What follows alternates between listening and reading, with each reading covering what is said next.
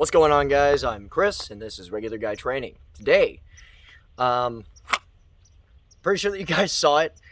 This is more or less, like I said, a friggin' layup review, okay? Because the 19X is it's a Glock, right? It's a Glock with a slightly bigger frame. Standard magazines take 2 extra bullets, right? And there isn't much more to be said, but there is. Now, I'm not going to come across and say, oh, this was, one of those shocking videos where I thought a thing was going to do really good, and then it didn't. Absolutely false. I walked into it expecting it to not have any problems. I've seen no problems.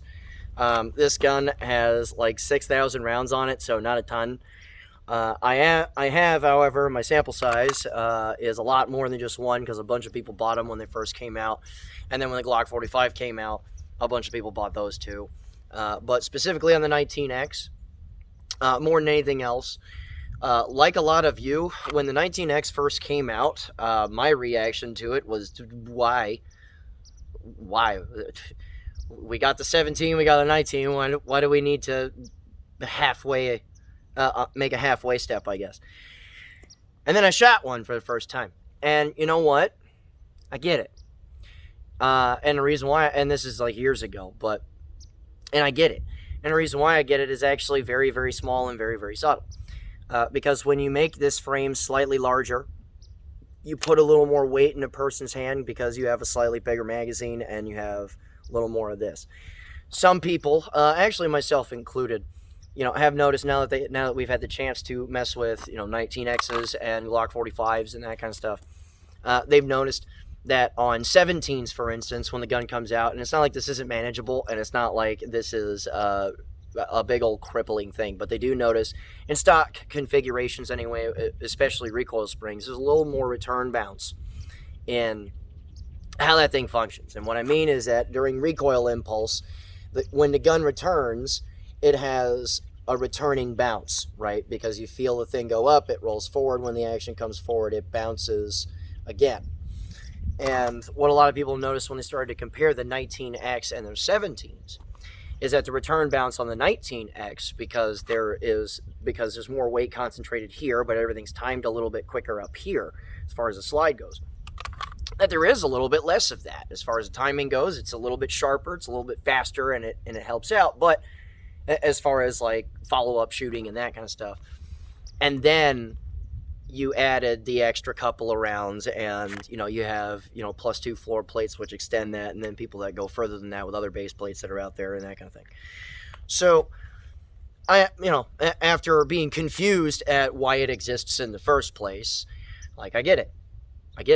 It's a 17 that shoots slightly flatter and is slightly easier to get back on the target and shoot really well. And again, it's not like the 17 was unwieldy to start. This is just a little bit better as far as just how it does this. So I get it, and as far as, the guns themselves go, again, it's boring, which is a huge compliment to pistols in general. But I think that we can safely say at this point that as far as Glocks, their magazines, and their operating system is concerned, they got it down. Like they got how to make a reliable pistol a long time ago.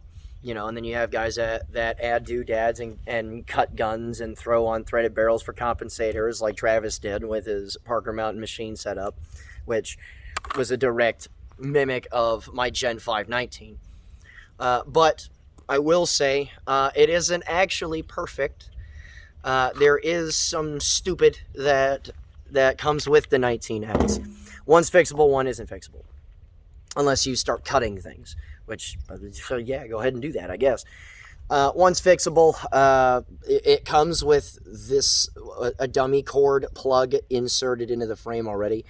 That's annoying because of the fact that once a magazine goes in, okay, if you have to get the magazine out, it is a little bit harder to do. If I can't reach behind that magazine and claw it out, I have to actually go by the floor plate, which is that the hardest thing to do ever? No, but with some Type 3 stoppages, it becomes sort of an annoyance. But then again, if you end up with a +2 base plate, you're totally fine.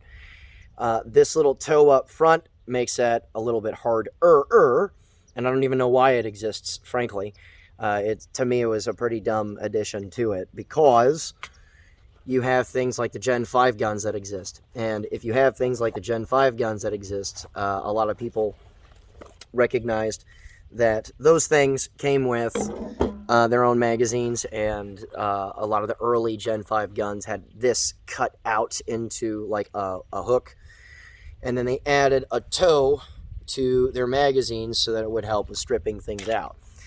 Now, the issue with that on, freaking Glock 17, Gen 5 Glock 17 magazine and a 19X is that it doesn't work. It's not going to chamber rounds. It's not going to do nothing that it's supposed to. It'll even fool you that it's in there, but it's not, because it's not locked into place, right? And why this little toe exists, nobody understood, which is why when the Glock 45 came out, they deleted it, which they should have never had it there to start. I don't even know why. It's I guess, cool, bitch. Like, it seals up front a little bit tighter around the whole kajigger, but everybody's figured out that everything worked just fine. Why did you dick with it? Was the whole world's reaction to that. Other than that, really, I mean, and if you want to fix that, you got to do the Dremel and bzz, bzz, and it's gone. But it's annoying. I don't want it. Nobody wants it, which is why the 45 exists now. But point is that those of you that have been looking at them, sort of being like, I got a 19, it works good. Why? Right? This isn't a reason to throw those guns out, right? Because obviously I still have my 19 and that kind of stuff. But I will say that if you were on the fence just wanting to check it out, see what's what about it, the only real benefit to it, honestly, is it handles slightly better. Balance is a little bit better. Recoil impulse is a little bit tighter as far as how it performs. Because internally on this frame, everything is stock. And I noticed right away that it does handle a little better than my 19, that is basically configured, as far as the slide-in junk, exactly the same. So when compared, one does give you the tiniest little performance increase in just how tight everything is kept together when the gun recoils, goes back into place, and all that jazz. So, me personally, I like it. I like it a lot. I like the 45 more, which is why people own it, but we get it. It's a slightly shorter slided friggin' 17, and everybody loves that fact. So, go get it if you have any thoughts on, possibly going in that direction, especially with Christmas time and all that junk coming up. So, that was the whole friggin' review. It works good. It's boring, and it handles itself as far as recoil impulse slightly better. Slight touch of stupid injected into it, but again, that's why the 45 exists. So if you're thinking about getting a 19X, just go get the 45, and that's how probably this thing should have come to start.